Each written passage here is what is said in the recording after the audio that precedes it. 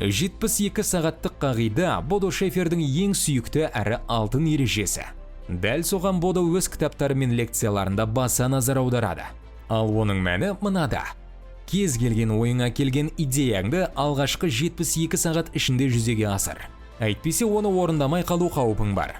Әңгіме дәл осы уақытта мақсатты жүзеге асыруда емес, мәселе алғашқы қадам жасауыңызда.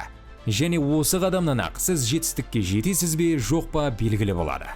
Кейін де ниетіңіз болуы мүмкін, бірақ оны жүзеге асыруға құлқыңыз қайтып қалары анық. Шефер дәл осы ережені басқалардан ерекшелеп қойғанын ойланып көріңізші. Жауап қарапайым. Байлыққа жеткізетін алғашқы қадамдар әлбетте қиын.